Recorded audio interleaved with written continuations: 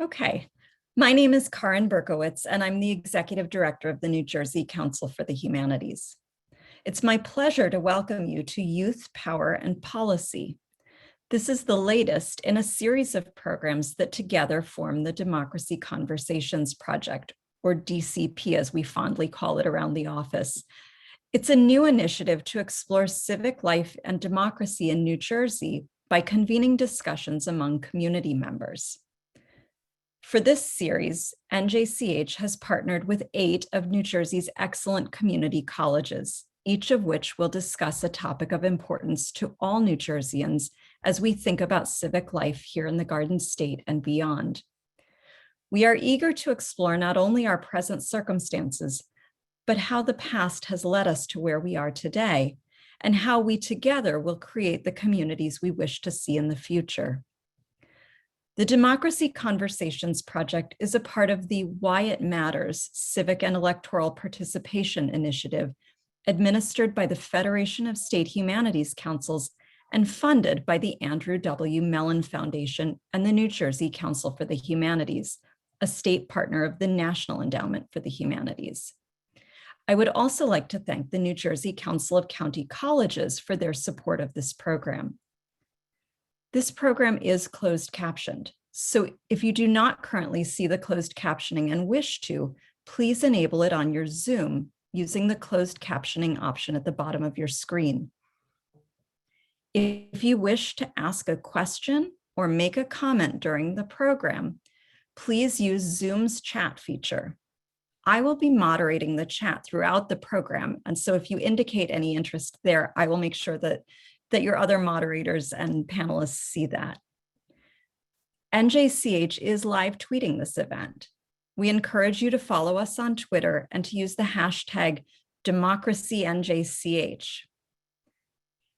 NJCH is thrilled to partner with Atlantic Cape Community College on this program. Our moderator for this evening is Dr. Augustine Nigro, Associate Professor of History and Government and Coordinator of Arts and Humanities at the college. Dr. Nigro teaches a variety of history, government, and philosophy courses, and also serves as the area coordinator for the Arts and Humanities Department. Dr. Nigro has a PhD in American history from West Virginia University and lives in Marlton along with his wife and 2 daughters. So hello to his family if they're watching. Dr. Nigro is joined tonight by 4 discussants. Professor Richard Gibbons has been an associate professor of history and government at Atlantic Cape Community College since 1995. He is the former advisor of the college's History and Government Club. He holds an MA in political science from Villanova University and his ABD in political science from Temple University. Benjamin Dworkin serves as the founding director of the Rowan Institute for Public Policy and Citizenship at Rowan University in Glassboro. Additionally, he teaches courses in the Rowan University Department of Political Science. Dr. Dworkin earned his MA and PhD in political science at Rutgers University. Yolanda Melville, Esquire, is a partner in Cooper Levinson's Atlantic City office, where she serves as general counsel and chairs the firm's diversity committee. She earned her undergraduate degree from the College of William and Mary, a Master of Science degree in criminal justice from Virginia Commonwealth University, and her JD from Howard University School of Law. Ms. Melville is also the president of the NAACP Next Gen Alumni Leadership Council, member of the legal committee of the NAACP National Board of Directors, and a board member of the Atlantic County Coalition for a Safe Community. Alma Albarran is an alumna of Atlantic Cape Community College and Rowan University. She served on Atlantic Cape's Board of Trustees as an alumni representative from 2016 to 2017 and is currently a marketing analyst at TA Instruments in Newcastle, Delaware. I can't imagine a more distinguished panel to discuss these issues with you tonight. So without further ado, I'll turn the microphone over to Dr. Nigro to get us started. Thank you so much. As we were discussing this, we were talking how we would love this to be a conversation. And so we have a list of questions that we are going to ask the panel, but this is more to start the conversation and get it going. We'd rather have a much more back and forth between the panelists and the audience. And so if you have any questions or comments, or if you want to address the group, please type it into the chat, and periodically as we go through, we'll stop and look and add those to the conversation. One other thing before we get started, I know this is the first part of 2 steps in these presentations. So each of these conversations have 2 sections. So what we're going to be doing tonight is we're going to be looking at the big picture and the big concepts in terms of youth and policy and politics. But then I believe it's 1 week from today, March 31st at noon, there's going to be a separate section which is called In the Weeds. And that's where it's a much more focused, detailed conversation where the participants will exchange real life practices and applications of what we talked tonight. So that's much more the details and the nitty gritty. So you're all invited to join that as well. And Karen, I think that's 1 week from today. If I wanted to double check my math. Yep, that's exactly Okay. right. Thank you. And we will also remind everyone at the end of the program. Oh, okay. So that was foreshadowed. Perfect. Okay. So then I've broken up the questions we have into 3 groups. So I have a few general questions at the beginning, and then a few questions on the historical framework of young people in politics. And then at the end, this was the one that was evolving as soon as even this morning, and that was current issues in terms of youth and policy. So my first question to the group, and this is to all of you, is do you think it would be fair to say that many young people in America view policymaking as a process belonging to an older generation? Does it seem to you that young people today are disengaged from the political process? And why or why not do you have that feeling? So anybody in the group who would like to start?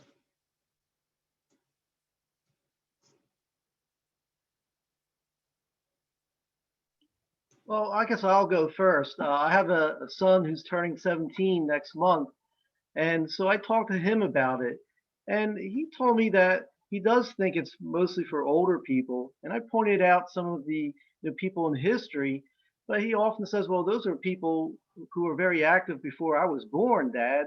A lot of it's in the 1960s with the civil rights movement. And although he knows that's important, he thinks, well, what about now? I see these older people. Donald Trump was an old politician. Joe Biden is an older politician.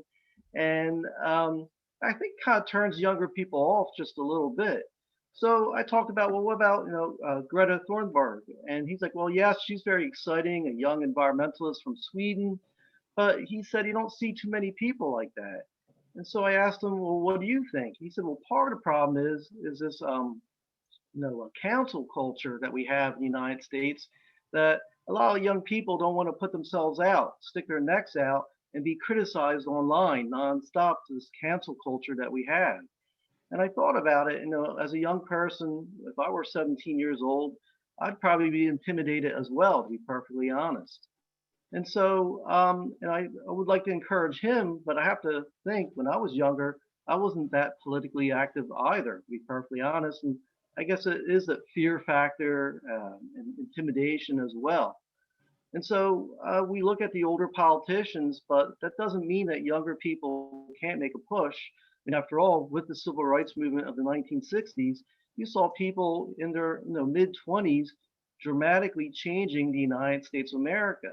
And now you see it with movements like BLM, very young people protesting in the streets, trying to make a difference in the United States of America. And so I think as more and more, things are changing with the protests we see now over the last couple of years. I think there is a shift now where more and more younger people are seeing the need to get involved in trying to make America a better place. My kids are biracial, and they do have a bit of intimidation in speaking out. But I tell them, nothing changes unless people say something. So I'll let other people chime in, so to speak. Can I jump in here? Would that be okay? Yes, please. Okay. So first of all, thank you, everybody. And thank you to the panelists. I'm thrilled to be having this conversation with all of you. And thank you for everyone who's watching us tonight. The question about whether young people view policymaking as a process belonging to an older generation. It seems to me, my experience is that young people, younger when talking about Generation Z, millennials, they don't distinguish between policy making and politics in general. It's all part of the system, and the system itself can be it's easily understood as old and stifling and in need of change. Older generations reflect the system because they work inside it and they're the ones who are managing it. So it's not surprising when these younger folks would equate the system with older folks, and the two of them sort of get joined together. Now, the question is, why is this happening?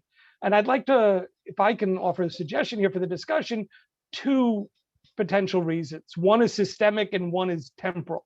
The systemic reason, to be blunt, is that politics isn't working for a lot of people.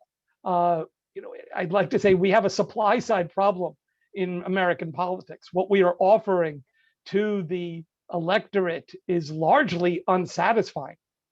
And it's one of the reasons why we see such a surge in support for people who offer a vision that is very fundamentally different than what we had before. And we're talking about Donald Trump and Bernie Sanders, people who are politicians, but nonetheless represent the biggest change to the way it usually works.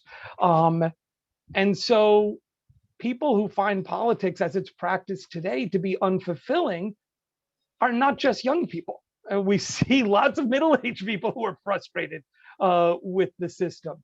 But clearly, younger generations are a big part of that group of Americans who are looking for something new.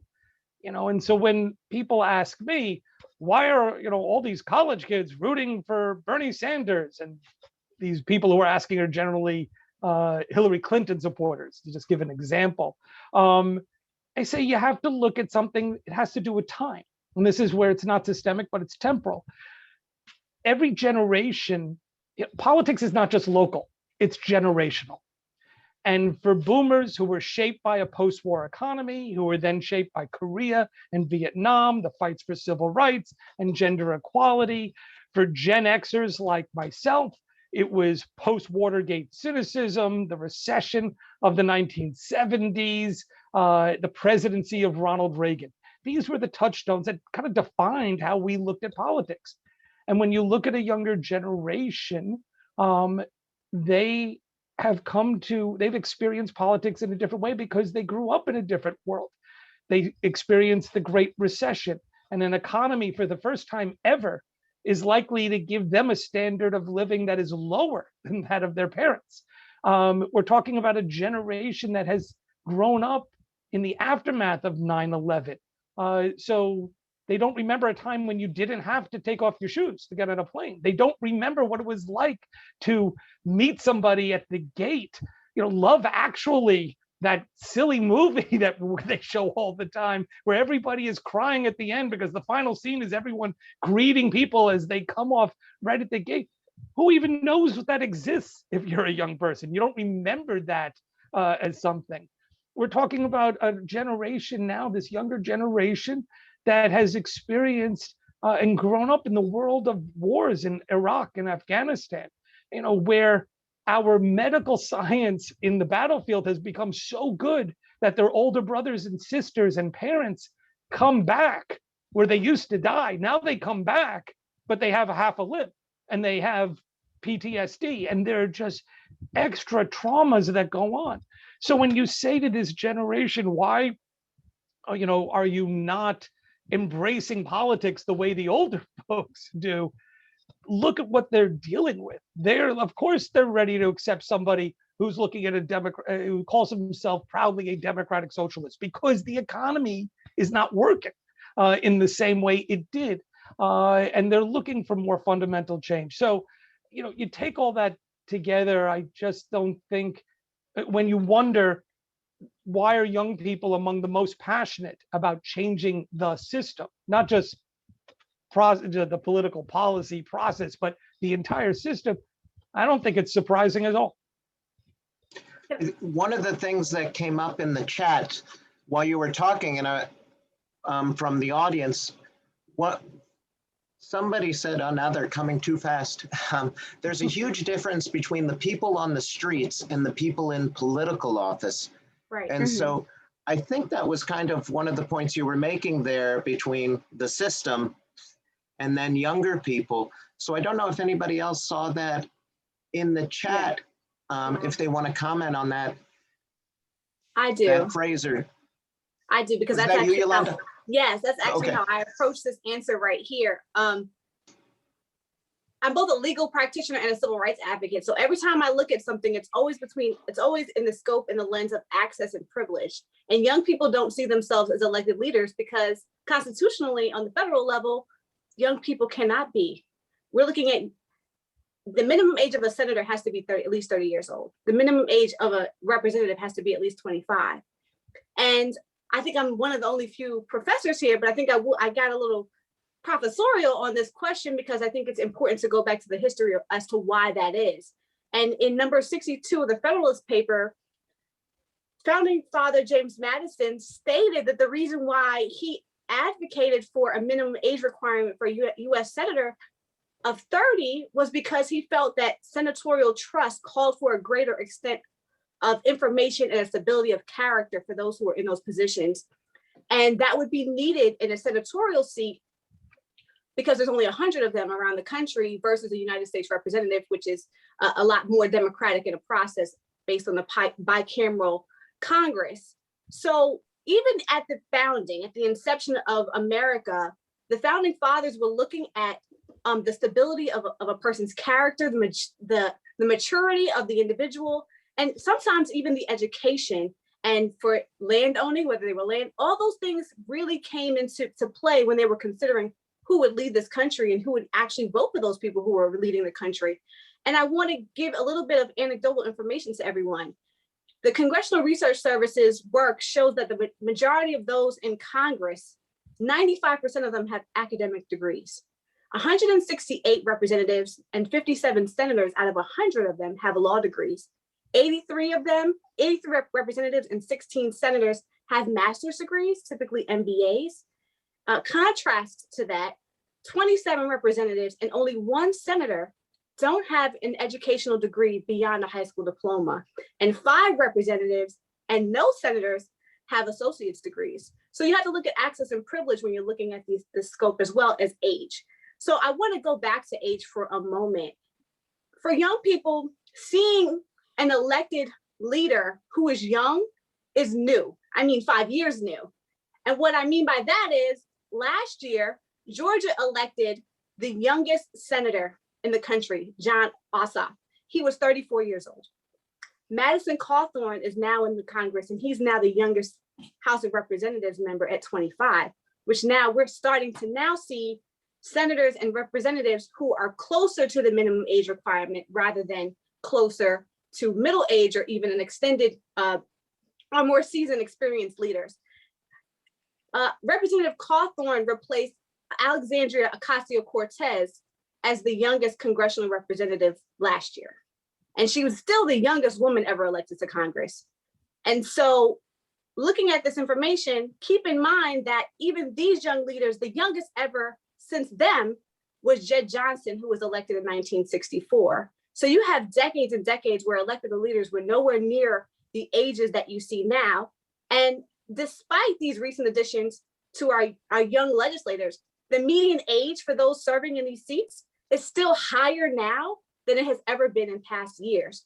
So you have to keep that all in perspective. But as a young person, as a millennial, as someone who watches young people around the country advocate and also run for office themselves, I want to say from my perspective that I think our young people are now seeing that glimmer of hope, that they're able to see themselves through AOC and Madison Cawthorn and John Ossoff in those positions to run for power. You're starting to see more and more young people running for elected office on the statewide level, at the local level, being in school boards, county seats, council persons, and many of these positions that you're now seeing do not have the age requirements that we see at the national levels, other than being 18 years old. So to the persons who are in the chat actually mentioning this, I just want to actually just uplift what you're saying. You are seeing young people run for elected office. You're seeing more people in those positions of power, but there is still, if you think about it, you have to juxtapose these issues with access and privilege.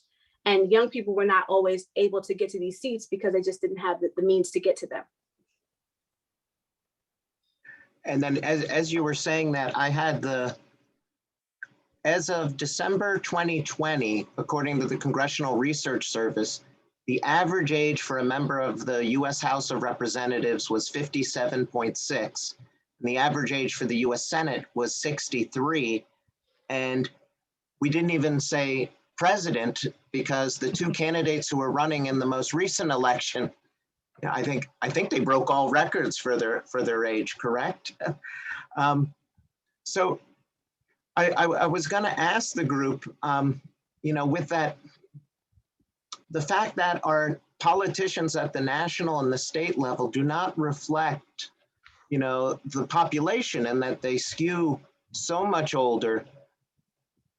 Do you think there are issues that politicians either don't know about or don't address, or that are not being heard because you have so few of those younger politicians? Although you had mentioned representatives on both sides of the aisle, Republican and Democrat, who are young, up and coming.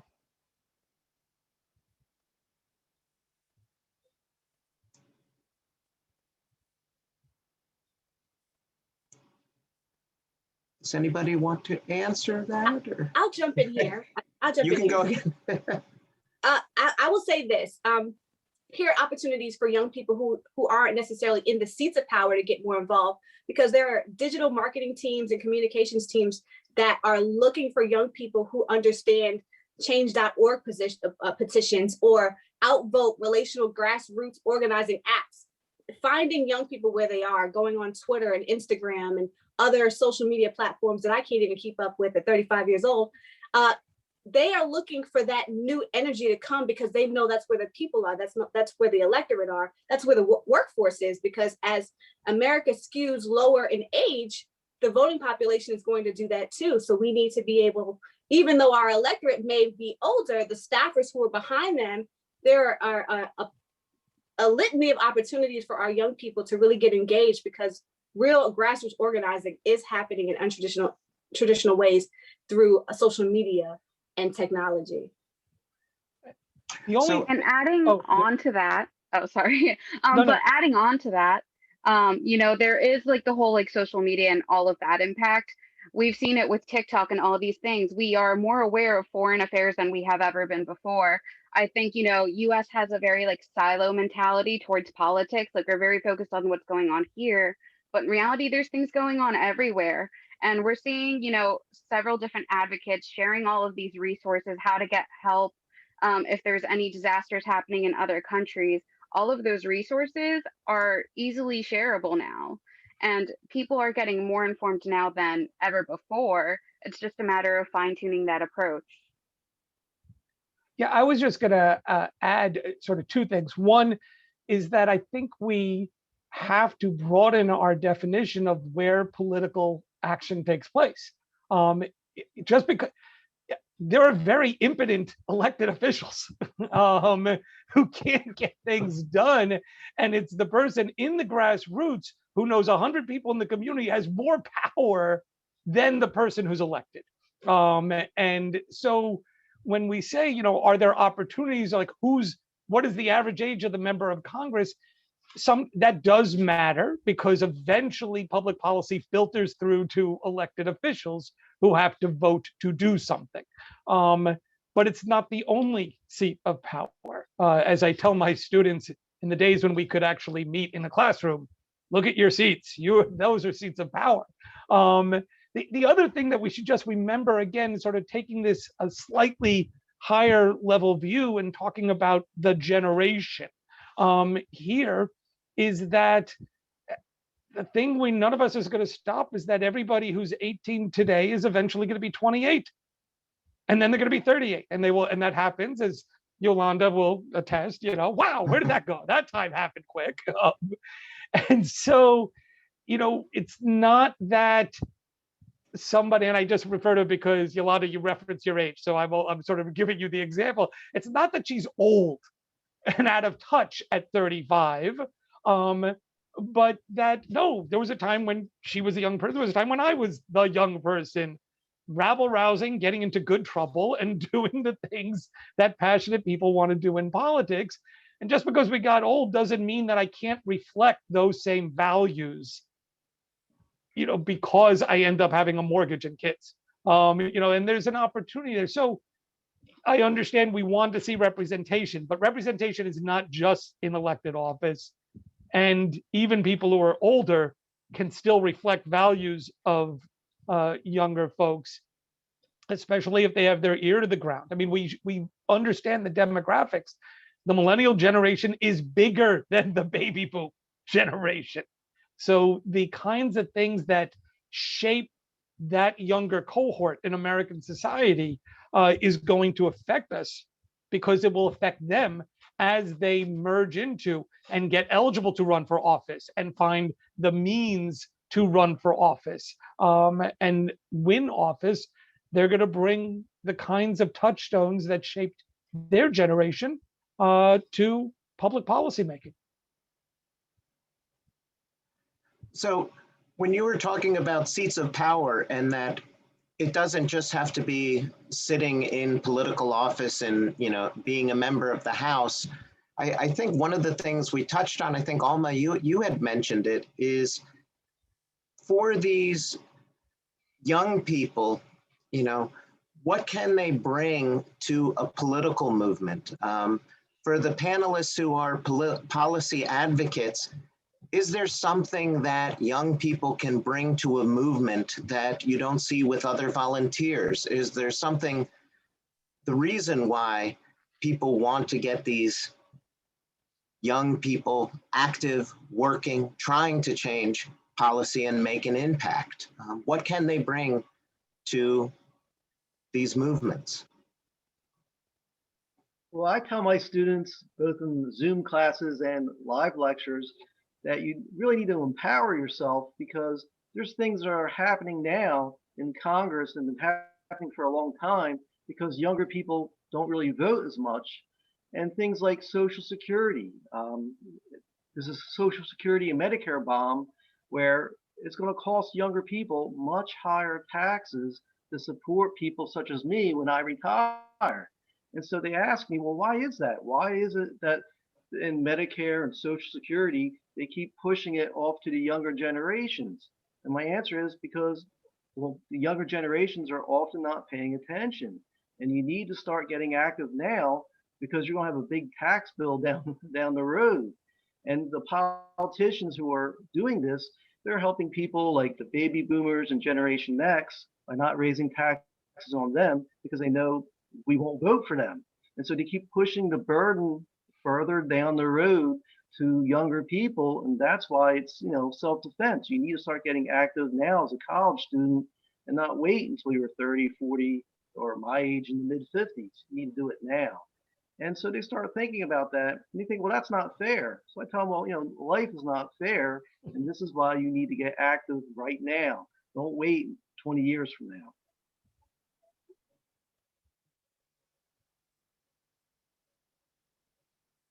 Does anybody else want to add something to that? Touching on it again, and I saw a comment that was TikTok made a big impact on getting people engaged. And like, I agree, social media as a whole made a big impact, because nowadays, before we would only cite newspaper articles and papers. We wouldn't be citing social media posts. It's like one of those times now that we can cite this item was trending and it had like over 1 million people talking about it. And it could be, you know, something new, like a new policy that's being brought forward. And just like that level of engagement, just actually speaking, even if it's through social media, we can track that. And by tracking that, we can actually see, you know, what topics are more relevant to the audience in general.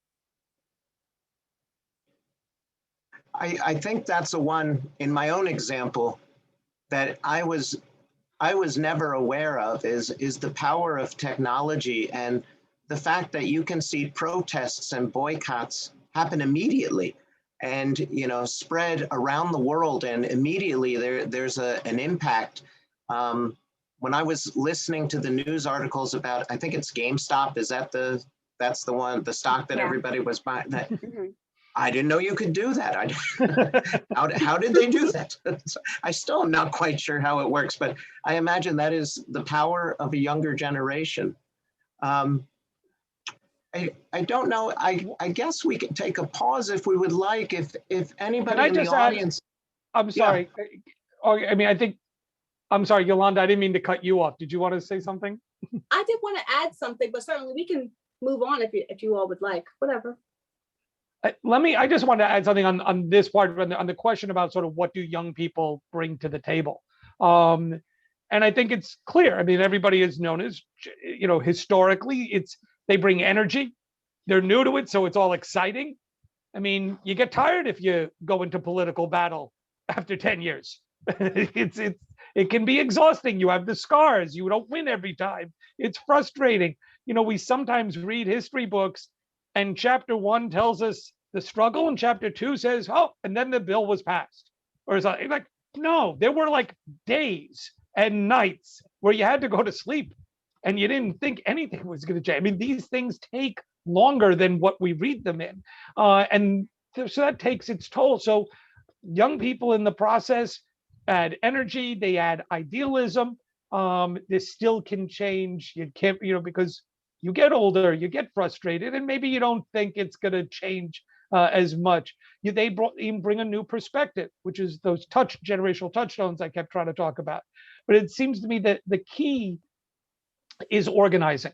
And that's where technology, obviously, as Alma was just talking about, where it makes and Augie was just talking about, where it makes a huge difference, the power to organize. And when we say organizing, what we're talking about is the difference between being seen and being heard. Okay, you can be seen on the streets, you can be seen holding a sign, but organizing makes sure that the people who are making the decisions, where it helps you filter that agenda that you have up to decision makers. It's the difference between being seen and being heard. And so every generation, 10 years from now, we can have the same panel and we'll say, oh, these young people are bringing so much youth and, idealism and energy and new perspective. But if they're not organized consistently for over an extended period of time, they too will grow frustrated, as every young person has done just with age. And there's so much more power because people are holding smartphones and you have the ability to do it in a different way than even I did when I was younger. Can I add something here before we move on? The question is about what young people can bring. And I also want to offer what we haven't brought to our young people. I think for many generations, there were opportunities for young people to go with their parents to the voting box and see what it was to vote, or see the issues that were happening, the disparities, the racism, the injustice were happening right in front of them. So they couldn't unsee those things because they were happening in real time. Over the generations, I think we've not had good opportunities to involve our young people in teaching them early about injustice. I go to a lot of meetings, I go to a lot of civil rights meetings, and I hear from more seasoned civil rights advocates who talked about being in youth councils who are organizing on levels that I could never comprehend at my age or younger, or even under 18 years old. But when I go to meetings now, I can't even find someone under 18 years old to be in a meeting. They're not bringing their grandchildren, they're not bringing their children, because for some reason or somehow along the lines, this became grown folks' business and didn't become business for young people anymore. But to the point of my co-discussants, they can't unsee that now. And certainly we brought up 9/11. We brought up a lot of issues that are plaguing this generation that are still injustice, but they're not categorized as the injustices of the 1960s and 1970s, but xenophobia is real. Anti-Asian sentiment or being racist is real, but for somehow we've become siloed from a society of why this became an adult problem and not a young person's problem. But now we're seeing in the more recent years, particularly 2020 and now 2021, that these are endemic issues that are facing all of us, and it's not generational anymore. This is everybody's problem. Yolanda, you led me right to my next question that I was going to ask about the Civil Rights Act. So I do want to get to that question. But before I do, I wanted to remind anybody in the audience, if you have a question you want to ask, or if there's something you want our panelists to discuss, please type it into the chat. I see a few more about TikTok and others. Karen, was there anything there that?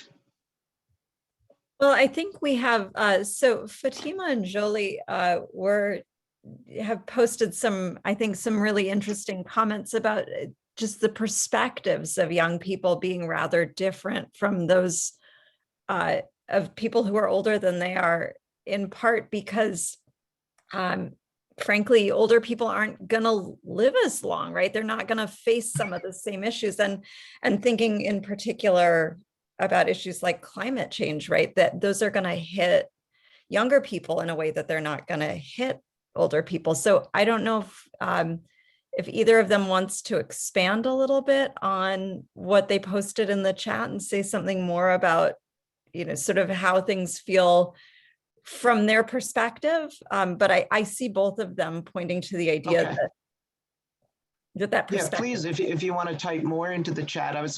Yolanda, when you were talking about that and the older and younger generation, I was wondering if the way we teach history, and I confess as a history professor, I was thinking when we talk about these issues like civil rights and the Civil Rights Act and the Voting Rights Act of 1965, there was a civil rights struggle, there were protests, these bills were passed, the problem was solved, and maybe young people, are saying, well, that it's not a big issue anymore. So the question I had is, in the last 60 years, two of the most notable policy changes attributed to the activism of young people have been the Civil Rights Act and the Voting Rights Act from the 1960s. And would the panelists like to talk A, about the significance of these acts, or B, they are back in the news again, that, if we are saying they were successes back in the 1960s, they're back in the news again of, recent changes and developments regarding those. So I don't know if Professor Gibbons, do you want to talk about that, or someone else? Actually, I want to just back up a little bit, if you don't mind. Oh, that's fine. About what Yolanda said about younger generations not coming to these meetings, such as the NAACP or what have you. And I tell my students, I like to talk about the Little Rock Nine. And again, let's go way back in history, in 1957. But those high school students, 6 women and 3 men, those high school students were really courageous. And as a parent, I'm not so sure I would put my children in harm's way like that. And so sometimes you have to weigh about, yes, I would like my children to be very politically active. On the other hand, the repercussions can be a little bit scary, especially back then in the 1950s with the Ku Klux Klan in the South and what have you. And so I would be the first one to admit, I would never put my children in harm's way. But if you don't, nothing gets accomplished. So it's kind of like a catch-22 where you need to push the issue. And sometimes we want someone else to push the issue and not ourselves. And so I just kind of wanted to back up on that. And then moving on to the civil rights in the 1960s, again, very young people were protesting. Jesse Jackson, John Lewis, Dr. Martin Luther King was in his 30s by that time. And with that said, they made great changes. And I tell my students, even though they passed the Civil Rights Act of 1964 and the Voting Rights of 1965, it's not like there was a magic wand and all of a sudden, racism disappeared in the United States of America. And it was certainly a step in the right direction, but as we all know, it's still not a perfect world that we live in. And sexism, racism, all kinds of things are often rearing their ugly heads, especially now over the last few years. And so I tell people, you should be politically active, but it's easy for me to say because I'm not so sure I'd want to push my kids too hard, be politically active and put them in harm's way. You see people being pepper sprayed during protests, and that's unnerving, to be perfectly honest. And so I'll leave it at that for the moment.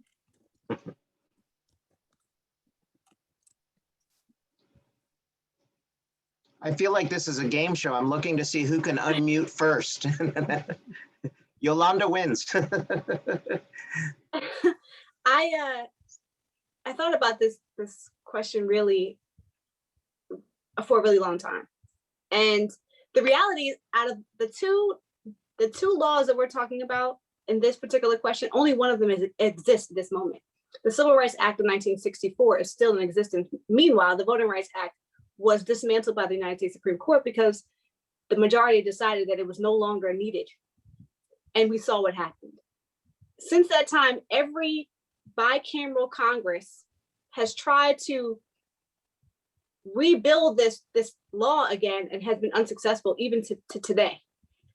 Last year, we saw all of the issues that came about. We have over, I don't know the number, but I would say over 100 different bills in our state legislatures trying to find ways to suppress the vote and to suppress young people's votes. It is disheartening that we have to talk about these conversations now in 2021, where we discuss, where you mentioned we might be in that post-civil rights era where things are rosy and nice and everyone gets along and people don't have injustice anymore. But the reality is the young people were always at the forefront of these issues, and they will be the ones who will be disadvantaged and disenfranchised if they continue to exist and we don't keep our eye on the ball when it comes to what's happening, not just on the federal level, but what's happening in every state in this country. We are in New Jersey extremely fortunate to have civil rights protections that are unheard of in many other states. The protections that we were afforded through the law against discrimination in 1945 came about way even before these civil rights legislation came in the 1960s. So we are so fortunate to live in New Jersey, but we also had issues with segregation and racial injustice and economic oppression and healthcare disparities that are also top 10, top 5 in the United States of America. So if young people do not keep their eye on the ball, they will be the ones who have to fight for these issues in 5 years, today, in 10 years. And the issues that came about from the 1960s legislation started with young people. Again, I think I'm being professorial, but I want to go back to one of the most significant pieces of judicial work, and that's Brown versus Board of Education. And the Brown versus Board of Education decision in 1954 was about desegregating places where young people spend their formative years, and that's public education. And it was because of that decision, that was the catalyst of the change that created those protests, that created those rallies, that then became the civil rights legislation of the 1960s and the Voting Rights Act, and then the Fair Housing Act of the 1960s. So we have to look at where young people were and who is being disadvantaged. And if you look at both the spectrum of the catalyst and the end result, you'll find young people at both. Those who are actually moving the ball, and those are the ones who are also going to be the ones left behind. So young people have to continue to be part of these movements, even though they may think they're lofty, or again, like I said, access and privilege. There might be legislation or pieces of work that or cases that they read that they just don't understand. You have to understand. You have to find someone to get to interpret them for you, because you may be the ones who lose out. As Professor Gibbons, it may be Social Security, it may be healthcare. You never know. But you are the ones who are going to be disadvantaged. So you have to be there when these issues are at the forefront. Could I just jump in here? You asked about the Civil Rights Act of '64, the Voting Rights Act of '65, and I think Yolanda's absolutely right. The Voting Rights Act, especially once they got rid of Section 5, and which was the enforcement mechanism and effectively allowed communities that still wanted to do things that would disenfranchise and make it much more difficult for people to be able to cast their ballot, to allow them to do it without any kind of federal review. That gutted so much of this. But the laws themselves, at the moment when they took place, were bigger steps than had been taken before. They were significant in and of themselves at the time, and they were the product of years of advocacy. And we're talking about '64, and we're referencing things that happened in '54 and in '57. Years. Somebody is 14 and you're out of college, if you were able to go to college at the time, by the time these things come to fruition. So it was years of advocacy and sacrifice and martyrdom and strategy that filtered up from the grassroots to the halls of Congress. And I'm going to perhaps reflect my professorial outlook here, as well as my age and my interest in history, to say, I think the larger point when we talk about young people in the political process and how we understand their role within the civil rights movement at its height, is that change in the American political system is an inside-outside game. It takes both to get things done. And so while young people had a profound impact on the civil rights struggle as the outside force that raised the issue, the outside force that could no longer be ignored, these laws that we're specifically talking about were pushed through the legislative process by, dare I say, old white men. They were the ones who passed it. In the end, they were the ones who cast the ballots. You had a 76-year-old guy, head of the Judiciary Committee, named Emanuel Seller, who was the initial sponsor of the Voting Rights Act. The ranking Republican, William McCullough from rural conservative Ohio, was in his 60s. 68-year-old Everett Dirksen. The young guy was 53-year-old Hubert Humphrey. And you had President Johnson, who was 56. I mean, these were the people who took it as a law and said, it's not just an issue that we are wrestling with as Americans, but that we're going to do something about it.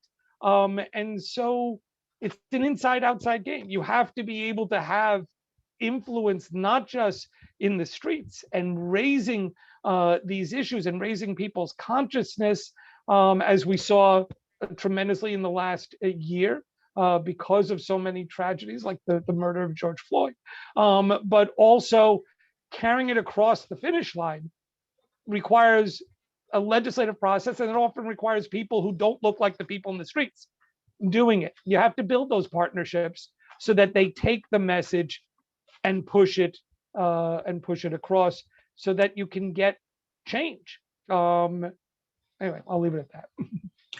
I want to ask Yolanda. Oh, Alma, do you? Yeah, just one comment. So we were talking about like notable events, leading up to the Civil Rights Act as well as the Voting Rights Act. One event that I want to point out that shows you it's never too late to get into politics or you're never too young is like the Birmingham Children's Crusades. It was 1,000 school students. They marched all the way to downtown to talk to their mayor about segregation in their city. And yes, we have the Civil Rights Act of 1964, which does protect based off of color, religion, sex, national origin. But that doesn't mean we're done working towards something. We still have unconscious bias every single day.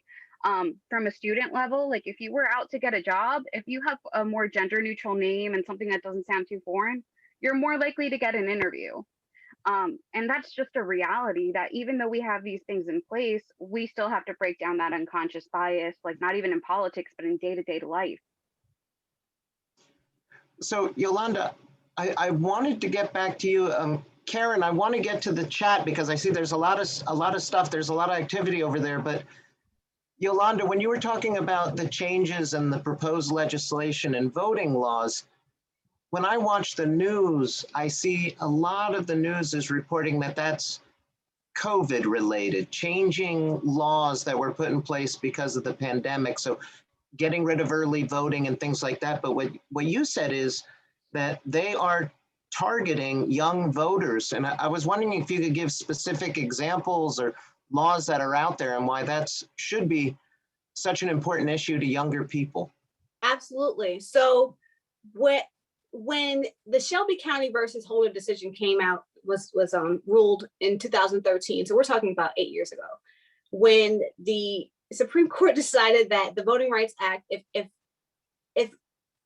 Congress wanted to protect voting rights, we think that this is no longer needed and everyone has access to the vote. So if they want to do something about it, they'll pass something.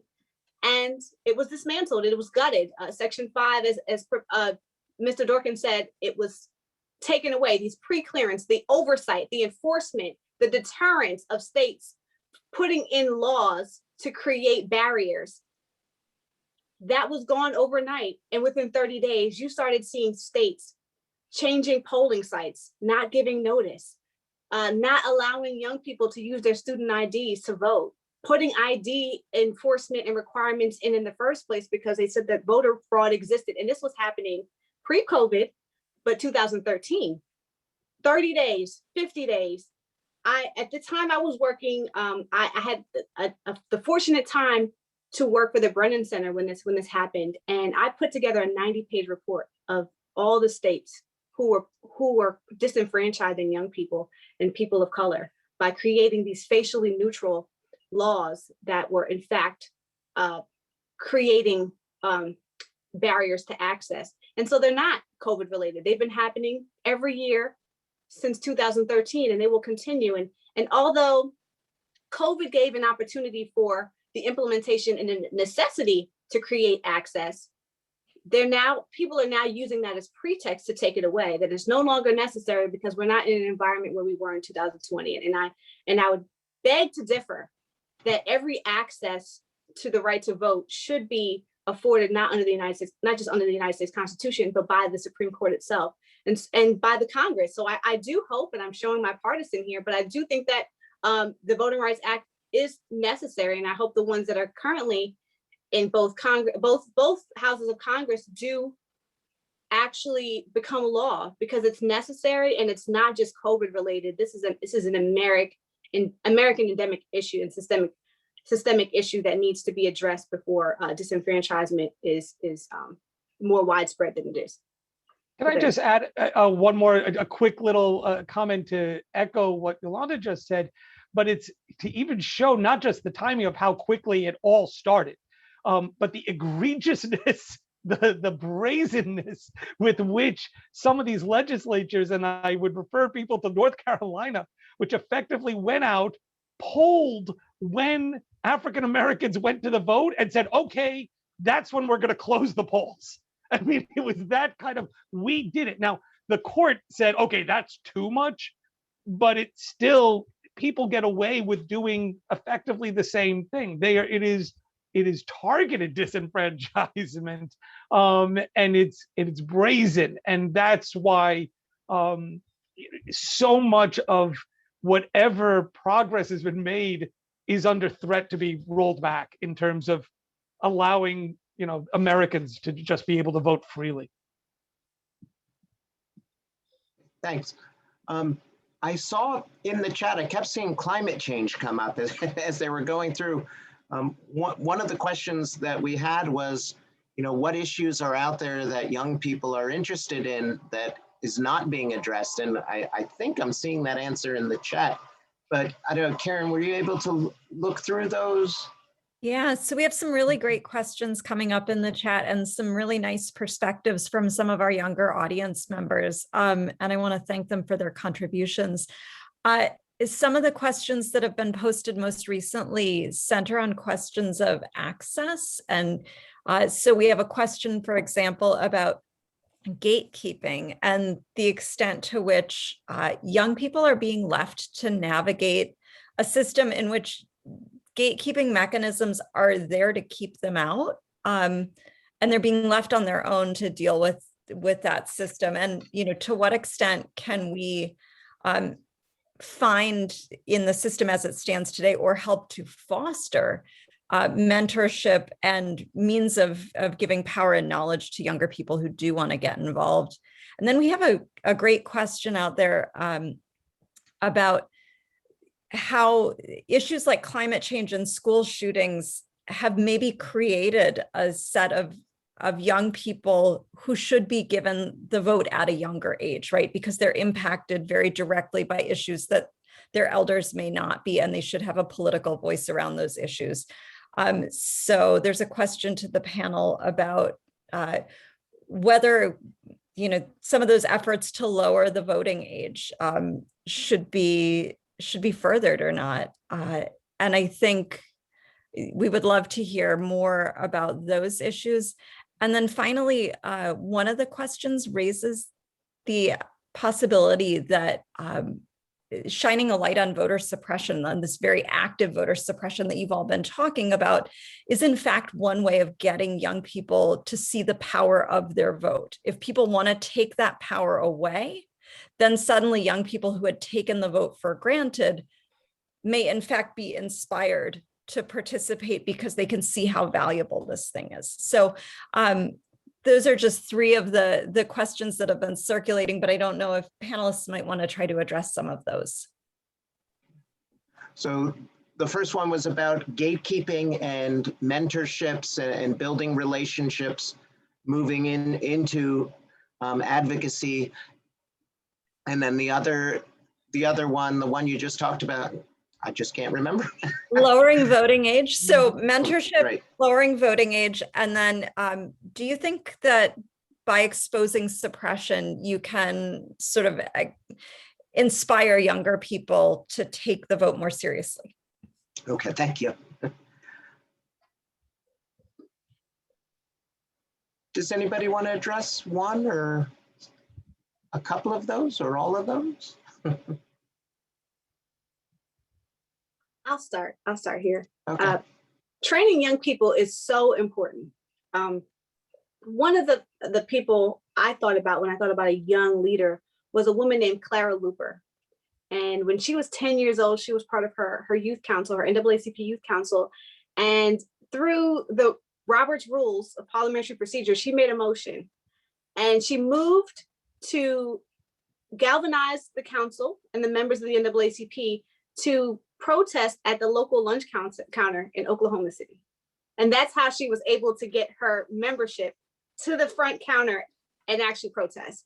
And she only knew how to do that because her mother was the advisor. She was a civil rights leader herself and taught her the keys on how to do strategy and political process correctly. And if we do not train young people, if we continue to silo them from using their voices and using them strategically and effectively, we are silencing them from being participants in the process as adults. I think it's very important to be intentional about training opportunities, and they don't necessarily have to be partisan. If you just teach a young person how to be a leader, that outgrowth of leadership is so transferable to other aspects of their life, whether it's exposing them on how to do board governance, or how to give an elevator speech, or how to introduce yourself to a political official, or how to write a press release. Those types of skills are so intangible that they always relate to other aspects of leadership, and those are often where you find your best people to run for office later on. And I have never specifically been part of a program that was intentional to train someone to run for office, but I have been a part of and been fortunate and also now lead leadership training programs. And that's where you find not just people who are already running for offices in their local communities, but also in the next year, 3 years, will be running their own campaigns because they're around other young people who fuel that and actually spark them into that type of route. So training is so important, but I also want to just say that training and intentional leadership of young people is a new concept. In the last 10 years, this is something where you have places like Emerge or Run Lead, and even through the NAACP in the last 3 years, we came up with a program that particularly addresses the ages of 21 through 40. This is so nuanced and so new that we don't realize that we're keeping our young people out of participating in the first place. So intentional leadership, to the question, is necessary. When I think of my own students and that idea of gatekeeping, you know, when I think what's keeping them from participating in politics or voting or advocacy, I mean, usually what I hear is their idea of being powerless, and that, well, what's the point of doing any of this? Nobody's listening and we don't have the power. Now, you know, over the last year or so, we've seen a lot more activism on all different sides of the spectrum. So I'm wondering if young people will still have that fear of being unlistened to or being powerless, and that why even bother? And then I see a couple of people in the chat have said the same thing, that they just don't feel like their voices are being heard, which kind of gets us to that question about voting. If you can't vote, they're not going to listen. And when they did decide to move the voting age from 21 to 18, that was specifically because younger people, I would say, demanded that their voice be heard. So I don't know if anybody wants to address that point that came up from the chat. Just on the issue of the amendment to change the voting age from 21 to 18, you know, what was interesting, there was certain youth who tried to force the issue, but the internal logic of it, given that we were in the middle of a war and that people were being drafted and couldn't vote for the people who were making the choices on that they had to go halfway around the world to fight a war in Vietnam, was so overwhelming that it passed very quickly. You know, even Republicans said, this will be great. We got young Republicans who are going to finally get to vote. I mean, it became a bipartisan thing. So just on that, I wanted to just talk about the gatekeeping thing and say a couple points. First of all, from time immemorial, there's been gatekeeping. I mean, we've always said, no, you are not of age until X. And virtually every society has had this, some standard for it. And so you have to get around it. I mean, you just have to, be able to do it. And if you're 16 and you can't vote, again, as we talked about before, there are other ways to have political power. The other thing I think it's important to mention, because I think we forget this, everything in our society goes faster. If there's one difference between when I was a college student in day, it's the speed of everything. It is now instant messaging, things you have to be able to order something online and have it delivered the next day. It is 24/7 news. And that isn't enough, because we have to have a scroll telling us things at the bottom of the screen, what's happening. And this makes it very disorienting for social change, which doesn't happen overnight. It simply doesn't. Certain things, mourning the death of a loved one, having a baby, and social change still take time. And we get frustrated. I find my students get frustrated when it doesn't happen as fast as everything else gears us towards. And that is just the nature of our society. So if we recognize that and say, look, you want to change this society, then you have to be in it for the long haul, because things don't get resolved in 42 minutes like you watch on TV. It doesn't work that way. And that, once you accept it, it's one of those, oh, okay, so what do I have to do to move the ball forward?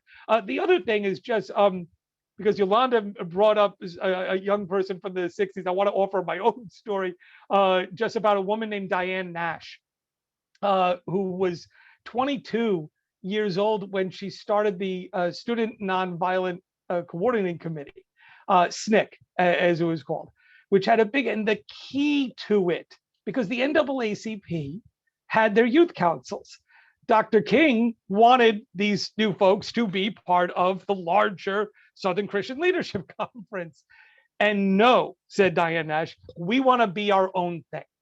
And we will work together. There's partnership, but it was her way of breaking through the gatekeeping. The SNCC created itself so that as a peer-led, youth-oriented organization, they would do it. And that decision, takes a lot to stand up to someone of the stature of Dr. King and Dr. Lowry and others at the time who were saying, no, you should be part of what we're doing. And they said, no, we're young. We think we see things differently because we're young, and therefore we're going to organize on our own. And it was peer leadership that drove that, and that sense of independence that simply broke through the gatekeeping. And so gatekeeping isn't new. It's there, and you find a way around it.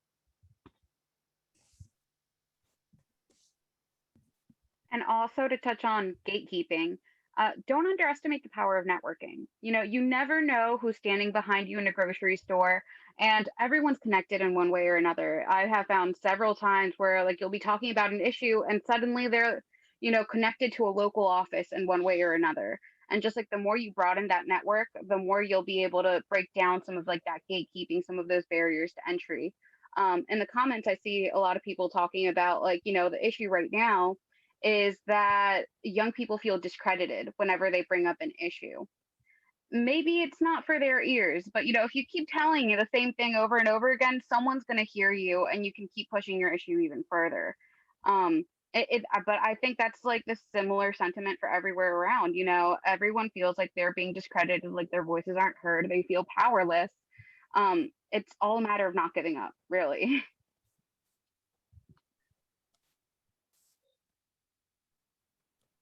That was actually the question I was going to ask, Alma.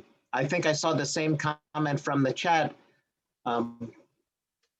One of the audience members said, young people are treated like their lack of experience means they cannot have legitimate thoughts and opinions on things. And so one of the questions I was going to ask the group is very similar. Why do you think there is resistance by some to young people exercising their political interests? And the examples I was thinking of is you've seen the survivors from the Parkland school shooting being mocked or harassed. You've seen harassment of Greta Thunberg, some of those other younger politicians. And I was going to ask the group, why do you think there's such resistance by some to these younger people? And how do you think a young person who's having to deal with that can break through it? If there was any advice. I'll start. Okay. So I want to tell something that's very important to young people. There's going to be someone who invalidates your opinion for the rest of your life. Right now, it's because you're young. It could be because you're old later. It could be because you're a woman or a man, or they just don't like the way that you showed up that day. That's a reality that everyone has to face. Alma talked about unconscious bias. That's something that we have to dismantle about when we think about one another. It's not a young thing. It's an everybody thing. So as a young person, I believe I'm still young. I'm 35, but I'm young, right? People invalidate my opinion often. I have a law degree. There will be someone who will find a way not to listen to you. And what I want to offer to you all and to everybody is the way to crack the code, as Mr. Jorkin said, is to learn the rules of the game. So no one can tell you that those aren't rules if you've already learned them. You can't walk into a situation and expect people to listen to you or listen to what you have to say if you don't understand or respect their processes either. That's what the breakdown in intergenerational relationships often comes down to, a misunderstanding of what people are intending to say or what they're trying to do. You have to, as young people, we have to learn how to engage in these processes. We can't want to show up all the time and change everything because we think we can do it faster and better than everyone else. We've had a Constitution for over 300 years and we've had 27 amendments to it.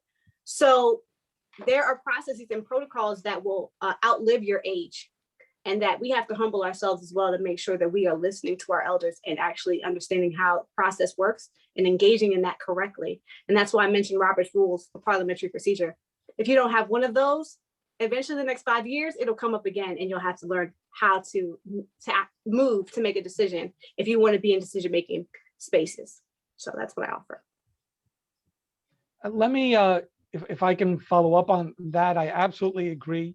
The key thing, there's a 80-something-year-old woman in the state Senate who's about to retire named Loretta Weinberg.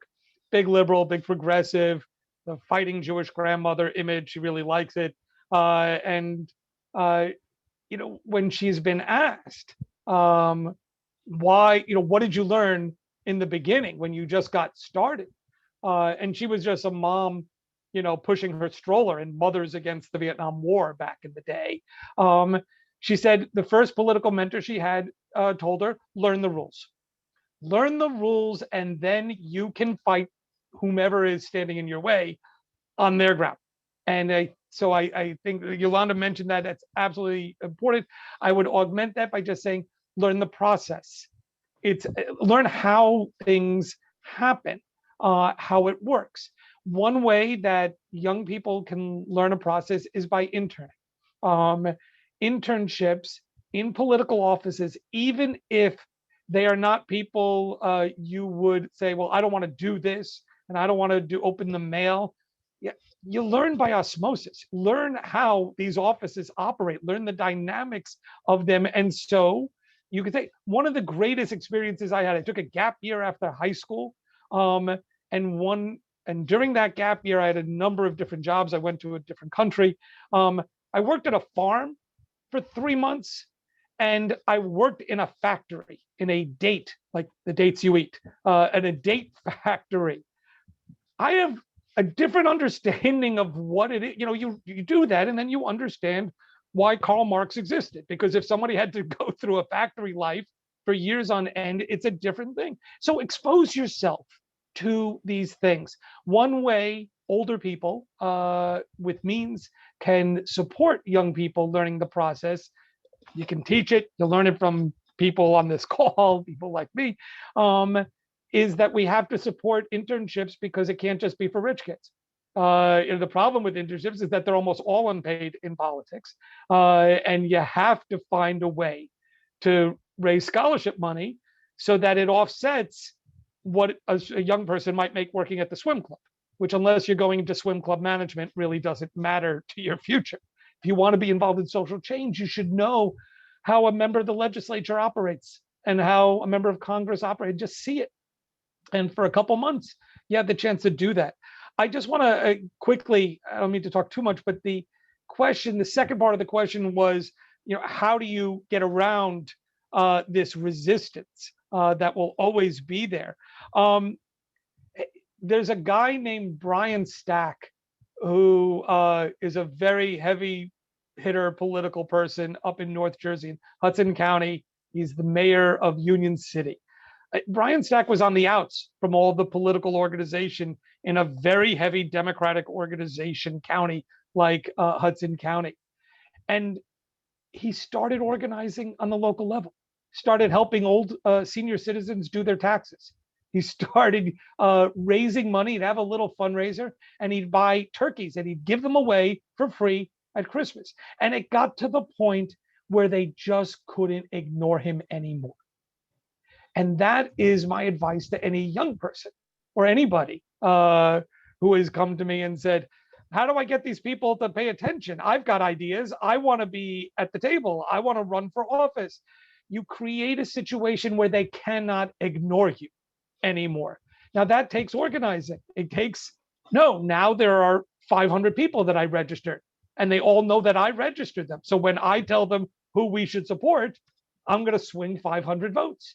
That means they cannot ignore you anymore. When you are the one in the community and not just the one in some, we don't allow smoke-filled rooms anymore because you can't smoke in rooms, but that idea, when you're not in the back room making some political decision, they can't ignore you if you organize. And that is the way you break through all of this.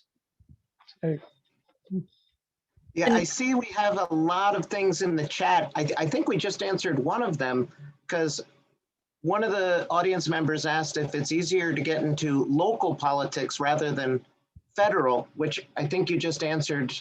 Give out turkeys, yes, and other things. Karen, I saw there were other questions that we need to get to, and we're running out of time. We are. So I wonder if I've got a couple great looking questions here. I wonder if maybe, not to put you on the spot, but Ashley, would you want to unmute and read out what you wrote to the group yourself? And while you unmute, I just want to say really quickly that showing up tonight, you guys, I mean, we're talking now sometimes about big picture stuff like organizing and turkeys and all of that, but showing up here tonight is a way of making your voice heard. It's a way of participating. And I'm reading all your chat messages and I'm hearing you. So I just want to say, being a part of the conversation is also a way of participating. Ashley, if you're there and you want to unmute, you want to go ahead? Or maybe not.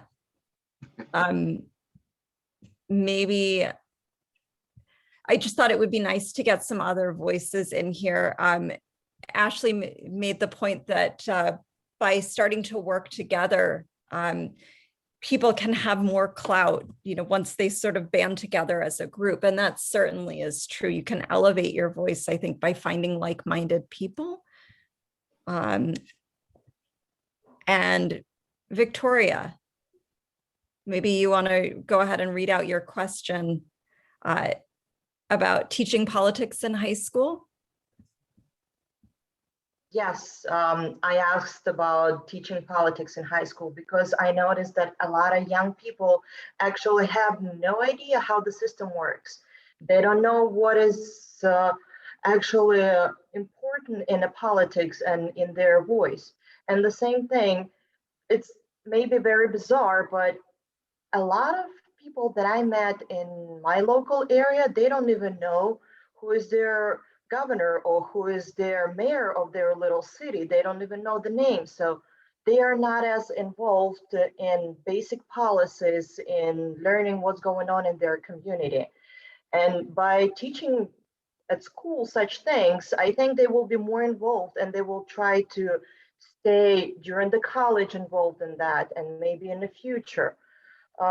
Like Swiss or Switzerland, we can see people, they know what with whom they communicate. They know their politicians. The politician can walk in easily in the store and they all say hi, that's it. They riding a bicycles, but do we see those politicians here? Do they see us as people the same as they are? Because as soon as they get into politics, they separate themselves. And we don't even know, like, okay, so he's there, we are here. Does he know what we want? Does he live the life the way we live and go through the same hardships as we are? Same thing in local government office, in a local police office, municipality. You come in, you don't see young people there.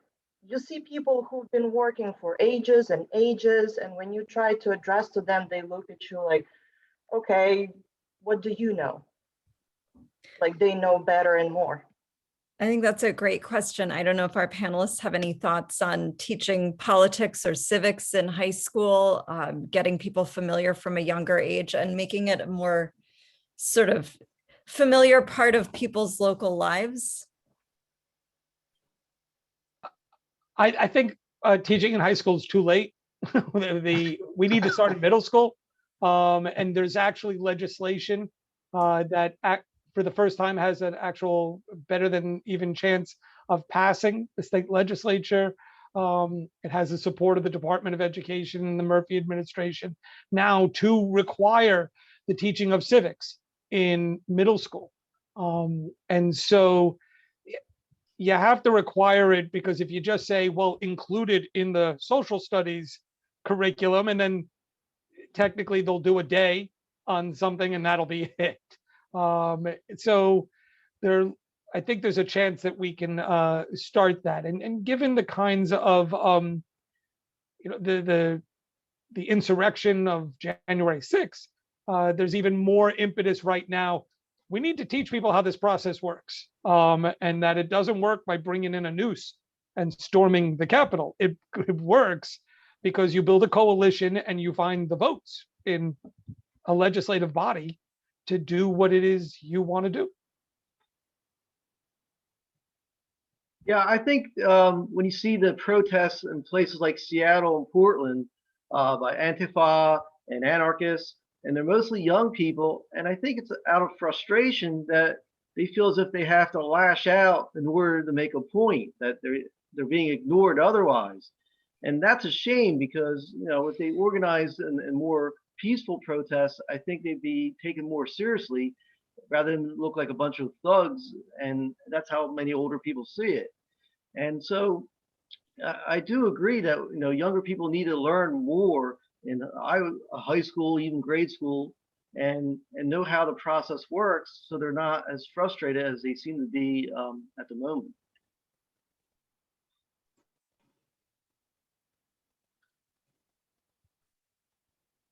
I'll just add here. So I have a 17-year-old niece, and she often, when I'm talking to her about these things, I don't even know if she hears me at times, but one of my proudest moments is when I knew she posted on her Instagram encouraging people to vote last election.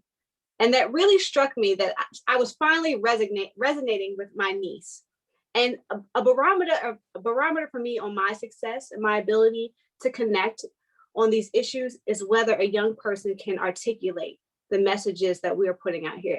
And so this chat tonight, just watching how spirited and lively you are in discussing with us and the free flowing of information, that makes me feel that I'm doing right by everyone here, and what I'm saying really matters. And I appreciate each and every one of you, because this gives us the fuel on this side to keep going and teaching more and more people about why this is important. So I want to thank every single one of you, but I want to let you all know that you all giving me so much feedback and giving us tonight the feedback that you did really makes a difference on how we also look at these views as well. So thank you. Karen, I know you need a few minutes at the end, and I think we're just about right there at 6:55. Yep, that's actually a great segue, Yolanda. Your thanks are ones that I can then echo. So I would love to thank all of you for being here tonight. As I say, you're engaging in civic participation by being a part of this conversation. And I can say I've now resigned myself to being a middle-aged person. As a middle-aged person, I look to my teenage son with nothing but hope for the future, because I see in him all kinds of potential that wasn't there even in my generation. So although change takes time, sometimes it seems to happen very quickly too. And I think that that's worth keeping in mind. And when it does happen quickly, we see it embodied most clearly in younger people. So I want to thank you all for being here. I think you've provided really wonderful fodder for discussion in the chat box. Thank you to our panelists. This has been such a wonderful group. I could listen to all of you for hours more. It's been great fun. And then, of course, we have to thank Denise Coulter, the Dean of Liberal Studies at Atlantic Cape, for her outstanding partnership with the New Jersey Council and for bringing this group together. She's been an amazing organizer. We will be having a follow-up to this program 1 week from today called In the Weeds. In the Weeds is designed to take some of the ideas that we've discussed tonight and think about how we can apply them to our lives, to brainstorm together how we can move from discussion to action. So I think it's actually going to feel like a really natural segue for this group and for this conversation, because I think we were kind of getting there anyway. So the In the Weeds for this is going to take place on Wednesday, March 31st at noon. Please mark your calendars. You're going to get an email a day or two ahead of time with a reminder and a Zoom link. Since it's happening at noon, please feel free to bring your lunches, bring your drinks, bring whatever you need to have a good conversation in the middle of the day, but we would love to see you all back again. The next program in the series will continue our focus on youth. It'll be called Youth Voting from Suppression to Expression, and it's going to be hosted by NJCH and Brookdale Community College. And that program will take place on Friday, March 26th at 10 a.m. If you go to njhumanities.org, you can register for that and for all the DCP programs, which are going to continue weekly through the end of April. But we want to finish tonight with a little survey that gives us a better sense of what you took away from today's program. So I'm going to go ahead and launch a poll through this Zoom. And the poll shouldn't take you more than a few minutes, but we would appreciate it if you would do your best to answer honestly. I will let you know when we're going to be winding that poll down. So if you just sort of make your way through, that would be great.